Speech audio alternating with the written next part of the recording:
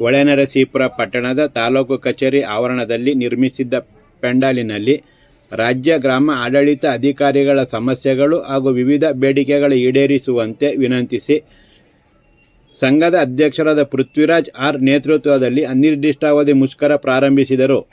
ತಾಲೂಕಿನಲ್ಲಿ ಒಟ್ಟು ಗ್ರಾಮ ಆಡಳಿತ ಅಧಿಕಾರಿಗಳು 32 ಕಂದಾಯ ವೃತ್ತಗಳಲ್ಲಿ ಬಹಳ ಒತ್ತಡದಿಂದ ಸರ್ಕಾರಿ ರಜಾ ದಿನಗಳಲ್ಲೂ ಅನಿವಾರ್ಯವಾಗಿ ಕೆಲಸ ಮಾಡಬೇಕಿದೆ ಎಂದು ತಾಲೂಕು ಗ್ರಾಮ ಆಡಳಿತ ಅಧಿಕಾರಿಗಳ ಸಂಘದ ಅಧ್ಯಕ್ಷರಾದ ಪೃಥ್ವಿರಾಜ್ ಆರ್ ಬೇಸರದಿಂದ ನುಡಿದರು. ಮುಷ್ಕರದ ನೇತೃತ್ವ ವಹಿಸಿ ಮಾತನಾಡಿದ ಅವರು, ತಾಲೂಕಿನಲ್ಲಿ 32 ಕಂದಾಯ ವೃತ್ತಗಳ ಜೊತೆಗೆ 5 ಭೂಮಿ ಕೇಂದ್ರಗಳು ಇದ್ದು, ಇದರಲ್ಲಿ 9 ಗ್ರಾಮ ಆಡಳಿತ ಅಧಿಕಾರಿಗಳ ಹುದ್ದೆ ಜೊತೆಗೆ 1 ಭೂಮಿ ಕೇಂದ್ರದ ಅಧಿಕಾರಿಯ ಹುದ್ದೆ ಖಾಲಿ ಇದೆ. ಇದರಲ್ಲಿ ತಾಲೂಕು ಕಚೇರಿ, ನಾಡ ಕಚೇರಿ ಹಾಗೂ ಇತರೆ ಕಚೇರಿಗಳಿಗೆ 6 ಗ್ರಾಮ ಆರೋಗ್ಯ ಅಧಿಕಾರಿಗಳನ್ನು ನಿಯೋಜನೆ ಮಾಡಲಾಗಿದೆ. ಬೇರೆ ಕಚೇರಿಗಳಿಂದ ಗ್ರಾಮ ಆರೋಗ್ಯ ಅಧಿಕಾರಿಯಾಗಿ ಒಬ್ಬರು, ಭೂಮಿ ಕೇಂದ್ರದ ಅಧಿಕಾರಿಯಾಗಿ ಒಬ್ಬರು ಕರ್ತವ್ಯಕ್ಕೆ ದಲ್ಲಿದ್ದಾರೆ. ಒಟ್ಟಾರೆ ಇತ್ತೀಚಿನ ವರ್ಷಗಳಲ್ಲಿ 21 ತಂತ್ರಾಂಶಗಳಲ್ಲಿ ಮೊಬೈಲ್ ಅಥವಾ ಕಂಪ್ಯೂಟರ್ನಲ್ಲಿ ಕರ್ತವ್ಯ ನಿರ್ವಹಿಸಬೇಕಿದೆ. ಆದರೆ ಗ್ರಾಮ ಆಡಳಿತ ಅಧಿಕಾರಿಗಳ ಹುದ್ದೆಗಳನ್ನು ತಾಂತ್ರಿಕ ಹುದ್ದೆಗಳೆಂದು ಪರಿಗಣಿಸಿ ವೇತನ ಶ್ರೇಣಿ ನಿಗದಿಪಡಿಸಿ ಆದೇಶ ನೀಡಬೇಕಿದೆ.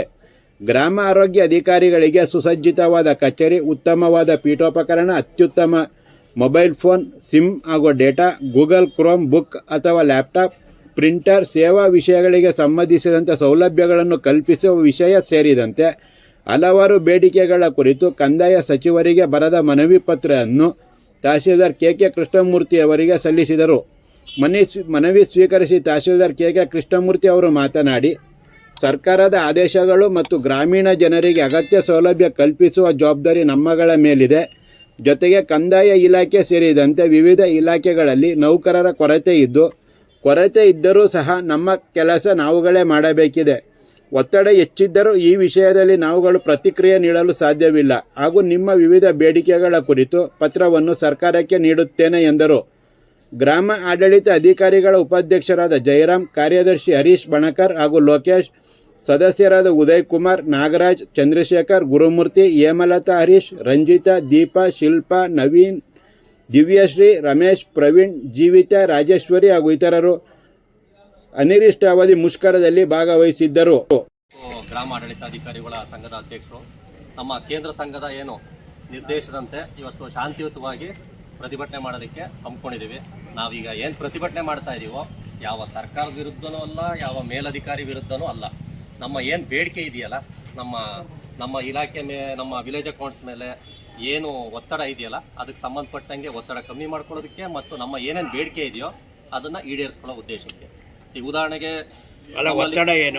ಒತ್ತಡ ಅಂದರೆ ಈಗ ಪ್ರತಿಯೊಂದು, ಈಗ ದೇಶದ ಬೆನ್ನೆಲುಬು ರೈತ ಅಂತಾರೆ. ರೈತನ ಹುಟ್ಟಿನಿಂದ ಹಿಡಿದು ಸಾವಿನವರೆಗೂ ನಾವು ವಿಲೇಜ್ ಅಕೌಂಟ್ಸ್ಗಳು ಅವ್ರ ಜೊತೆಗಿರ್ತೀವಿ. ಅವರ ಸವಲತ್ತುಗಳು, ಸರ್ಕಾರದ ಸವಲತ್ತುಗಳನ್ನು ಏನು ರೈತರಿಗೆ ತಲುಪಿಸೋ ವಿಚಾರವಾಗಿ ನಮ್ಮ ವಿಲೇಜ್ ಅಕೌಂಟ್ಸ್ನ ಪಾತ್ರ 99% ಇರುತ್ತೆ. ಹಾಗಾಗಿ ಉದಾಹರಣೆಗೆ ಬರ್ತ್ ಸರ್ಟಿಫಿಕೇಟ್ ಬರೆಯೋದ್ರಿಂದ ಹಿಡಿದು ಅವ್ರು ಸಾವಾದಾಗ ಡೆತ್ ಸರ್ಟಿಫಿಕೇಟ್ ಬರೆಯೋವರೆಗೂ ಮಧ್ಯದಲ್ಲಿ ಅವರಿಗೆ ಸರ್ಕಾರದಿಂದ ಏನೇನು ಸವಲತ್ತು ಬರುತ್ತಲ್ಲ ಅಷ್ಟು ಸವಲತ್ತುಗಳನ್ನು ನಮ್ಮ ಮುಖಾಂತರನೇ ಅವರಿಗೆ ಸಂಪೂರ್ಣವಾಗಿ ತಲುಪೋ ವ್ಯವಸ್ಥೆ ನಮ್ಮಂತನೇ ಆಗೋದು.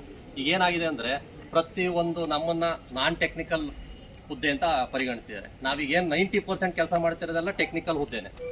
ಅದಾದಮೇಲೆ ಯಾವುದೇ ರೀತಿಯಾದ ಸವಲತ್ತುಗಳು ಇರಲ್ಲ. ಈಗ ಹಳ್ಳಿಲೇ ಕೆಲಸ ಮಾಡ್ತಿರ್ತೀವಿ, ಕೇಂದ್ರ ಸ್ಥಾನದಲ್ಲಿ ಇರಬೇಕು ಅಂತ ಈಗ ಆದೇಶ ಇದೆ. ಕೇಂದ್ರ ಸ್ಥಾನದಲ್ಲಿ ಇರಬೇಕು ಅಂದರೆ ಅಲ್ಲಿ ಯಾವುದೇ ವಸತಿ ಇಲ್ಲ. ಈಗ ಪ್ರತಿಯೊಂದು ಕಂಪ್ಯೂಟ್ರಲ್ಲಿ ಅಪ್ಲೋಡ್ ಮಾಡೋದ್ರಿಂದ ಹಿಡಿದು ಪ್ರಿಂಟ್ಔಟ್ ಕೊಡೋದ್ರಿಂದ ಹಿಡಿದು ಮೂವ್ ಮಾಡೋದೆಲ್ಲ ಪ್ರತಿಯೊಂದು ಕಂಪ್ಯೂಟ್ರ್ ಕಾರಣ.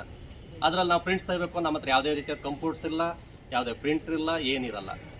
ಹಾಗಾಗಿ ನಾವು ಟೆಕ್ನಿಕಲ್ ಹುದ್ದೆ ಇರೋದ್ರಿಂದ ನಮ್ಮನ್ನು ಟೆಕ್ನಿಕಲ್ ಹುದ್ದೆ ಅಂತ ಪರಿಗಣಿಸ್ಬೇಕು. ಒಂದು ಈಗ ಉದಾಹರಣೆಗೆ ಒಬ್ಬ ವಿಲೇಜ್ ಅಕೌಂಟ್ ಇಲ್ಲಿ ವರ್ಕ್ ಮಾಡ್ತಾರೆ, ಈಗ ಟೆಕ್ನಿಕಲ್ ಅದಾಯಿತು.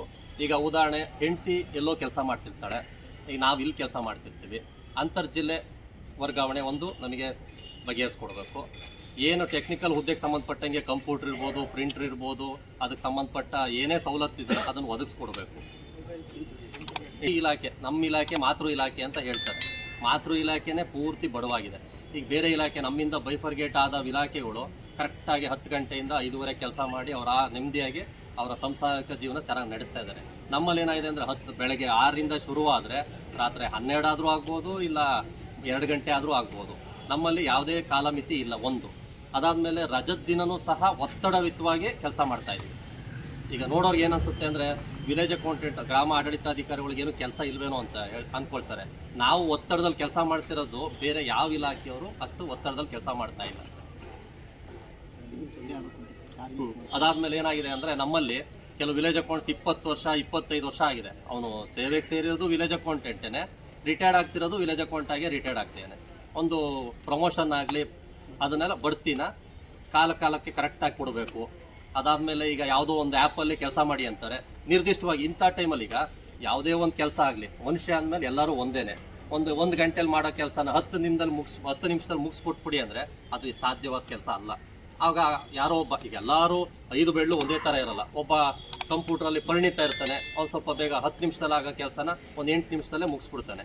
ಇನ್ನೊಬ್ಬರು ಪರಿಣಿತರು ಇರಲ್ಲ, ಅವರು ಒಂದು 5 ನಿಮಿಷದಲ್ಲಿ ಮಾಡಿಸ್ತಾ ಅಂತ ಅವನ ಮೇಲೆ ಆ್ಯಕ್ಷನ್ ತಗೊಳ್ಳೋದು, ನೋಟಿಸ್ ಕೊಡೋದು, ಇವನ್ನೆಲ್ಲ ನಮ್ಮ ಮೇಲಧಿಕಾರಿಗಳ ಗಮನಕ್ಕೆ ತಂದು ಅವರು ನಮ್ಮ ಸಮಸ್ಯೆಗಳನ್ನು ಅವರಿಗೆ ತಿಳಿಸೋದೇ ಈ ಉದ್ದೇಶ ಅಷ್ಟೇ. ಸಿಬ್ಬಂದಿ ಶಾರ್ಟೇಜ್ ಬಗ್ಗೆ ಎಲ್ಲ ಕಡೆ ದೂರಿದ್ದಾರೆ. ಅದೇ ರೀತಿ ನಮ್ಮ ಹೊಳೇಶ್ವರ ತಾಲೂಕಲ್ಲೂ ಕೂಡ 32 ಸರ್ಕಲ್ ಇದ್ದಾವೆ, 32 ಗ್ರಾಮ ಲೆಕ್ಕಾಧಿಕಾರಿಗಳ ಕಂದಾಯ ವೃತ್ತಗಳಿದ್ದಾವೆ, 32 ಜನ ವಿಲೇಜ್ ಅಕೌಂಟೆಂಟ್ಸ್ಗಳು ಬೇಕಿತ್ತು. ಈಗ ನಮಗೆ ಹಾಲಿ ಕ್ಷೇತ್ರದಲ್ಲಿರುವಂಥವ್ರು ಅಂದರೆ ಫೀಲ್ಡಲ್ಲಿರುವಂಥವ್ರು ಒಂದು 14 ಜನ ನಮ್ಮಲ್ಲಿ ಇದ್ದಾರೆ. ಇನ್ನು ನಮ್ಮ ಕಚೇರಿ ಒಳಗಡೆ ನಮ್ಮಲ್ಲೂ ಸಿಬ್ಬಂದಿ ಕೊರತೆ, ಪ್ರಥಮ ದರ್ಜೆ ಸಹಾಯಕರು, ದ್ವಿತೀಯ ದರ್ಜೆ ಸಹಾಯಕರು ಸಿಬ್ಬಂದಿ ಇರೋ ಕಾರಣ ಒಂದು 4 ಜನ ವಿಲೇಜ್ ಅಕೌಂಟೆಂಟ್ನ ಅಂದರೆ ಗ್ರಾಮ ಆಡಳಿತಾಧಿಕಾರಿಗಳನ್ನ ನಾವು ಈ ಹಿಂದೆನೇ, ನಾನು ಬರೋ ಮೊದಲೇ 3 ವರ್ಷದಿಂದನೇ ಕಚೇರಿಯ ಕೆಲಸಕ್ಕೆ ಡೆಪ್ಯುಟೇಷನ್ ಮಾಡ್ಕೊಂಡಿದ್ದಾರೆ. ಇನ್ನು ಇವರ ಒತ್ತಡದ ಬಗ್ಗೆ ಈಗ ಸರ್ಕಾರದ ಏನು ವಿವಿಧ ಯೋಜನೆಗಳು, ಸರ್ಕಾರ ಏನು ಶಾಸನಗಳನ್ನ ಹೊರಡಿಸ್ತದೆ ಅದನ್ನು ಕಾರ್ಯರೂಪಕ್ಕೆ ತರುವಂಥವ್ರು ನಾವು ಸರ್ಕಾರಿ ನೌಕರರು. ಸರ್ಕಾರದ ಯೋಜನೆಗಳನ್ನು ಪ್ರತಿಯೊಬ್ಬ ನಾಗರಿಕನಿಗೆ ಮುಟ್ಟಿಸುವಂಥ ಕೆಲಸ ನಮ್ಮಿಂದ ಆಗಲೇಬೇಕು. ಆ ನಿಟ್ಟಿನಲ್ಲಿ ನಾವು ಸಿಬ್ಬಂದಿಗಳ ಕೊರತೆ ಇದ್ದರೂ ಕೂಡ ಒಬ್ಬೊಬ್ಬರಿಗೆ 2 ಸರ್ಕಲ್ 3 ಸರ್ಕಲ್ನ ವೃತ್ತಗಳನ್ನ ಕೊಟ್ಕೊಂಡು ಹಗಲು ರಾತ್ರಿ ನಾವು ಕೂಡ ಕೆಲಸ ಮಾಡ್ತಾಯಿದ್ದೀವಿ. ಎಲ್ಲೂ ಕೂಡ ಸರ್ಕಾರದ ಯೋಜನೆಗಳು ನಾಗರಿಕರಿಗೆ ತಲುಪುವಲ್ಲಿ ವಿಫಲವಾಗಬಾರ್ದು ಅನ್ನುವಂಥದ್ದನ್ನ ಹಿತದೃಷ್ಟಿನ ನಾವು ಎಲ್ಲ ನಮ್ಮ ತಂಡ, ನಮ್ಮ ಕಚೇರಿ ಸಿಬ್ಬಂದಿ ವರ್ಗದವರು ಹಗಲು ರಾತ್ರಿ ನಾವು ಶ್ರಮಿಸ್ತಾ ಇದ್ದೀವಿ. ಇನ್ನು ಅದು ಬಿಟ್ಟರೆ ನಮ್ಮ ಗ್ರಾಮ ಆಡಳಿತ ಅಧಿಕಾರಿಗಳು ಒತ್ತಡದ ವಿಚಾರವಾಗಿ ನನಗೆ ಮನವಿನ ಕೊಟ್ಟಿದ್ದಾರೆ. ಈ ಒತ್ತಡದ ವಿಚಾರವಾಗಿ ನಾನಿಲ್ಲಿ ಕಮೆಂಟ್ ಮಾಡಲಿಕ್ಕೆ ನನಗೆ ಯಾವುದೇ ಹಕ್ಕಿಲ್ಲ. ಇವರೇನು ನನಗೆ ಮನವಿ ಕೊಟ್ಟಿದ್ದಾರೆ ಅದನ್ನು, ಮತ್ತು ಏನು ಲ್ಯಾಪ್ಟಾಪ್ಗಳು ಬೇಕು, ಆಮೇಲೆ ಎಲ್ಲ ಮೊಬೈಲಲ್ಲಿ ಈಗ ಆಗುವಂಥದ್ದು, ಸೋಷಿಯಲ್ ಮೀಡಿಯಾಗಳು, ಮತ್ತು ಇನ್ನೇನು ಬೇಕಪ್ಪ ನಿಮಗೆ, ರಜಾ ದಿನಗಳಲ್ಲಿ ಕೆಲಸ ನಿರ್ವಹಿಸ್ತಿದ್ದಾರೆ ಅಂತ ನಾನು ಕೂಡ ರಜಾ ದಿನದಲ್ಲೇ ಕೆಲಸ ನಿರ್ವಹಿಸಿ ಅಂತಲೂ ಅದೇ ಕೆಲಸ ನಿರ್ವಹಿಸಿ ಅಂತ ನಾನು ಕೂಡ ಹೇಳಿದ್ದೀನಿ. ಯಾಕಂದರೆ ನಮಗೆ ಕಡಿಮೆ ಸಿಬ್ಬಂದಿಗಳಿದ್ದಾವೆ, ಸರ್ಕಾರದ ಕೆಲಸಗಳನ್ನು ನಾವು ಕಡಿಮೆ ಸಿಬ್ಬಂದಿಯಿಂದ ನಿರ್ವಹಿಸಲಿಕ್ಕೆ ಕಷ್ಟ ಆಗ್ತದೆ ಅಂತೇಳಿ ಹೆಚ್ಚುವರಿ ದಿನಗಳಲ್ಲಿಯೂ ಕೆಲಸ ಮಾಡಿ ಅಂತೇಳಿ ನಾನು ಹೇಳಿದ್ದೀನಿ. ಈಗ ಆ ರೀತಿ ನಾವು ರಜೆ ದಿನಗಳಲ್ಲಿ ಕೆಲಸ ನಿರ್ವಹಿಸಲಿಕ್ಕೆ ಮಾನಸಿಕ ಒತ್ತಡ ಆಗ್ತದೆ ಅಂತೇಳಿ ನಮಗೆ ಮನವಿ ಕೊಟ್ಟಿದ್ದಾರೆ. ಇದನ್ನ ಸರ್ಕಾರದ ಗಮನಕ್ಕೆ ನಾನು ಈ ದಿನವೇ ತರ್ತೀನಿ.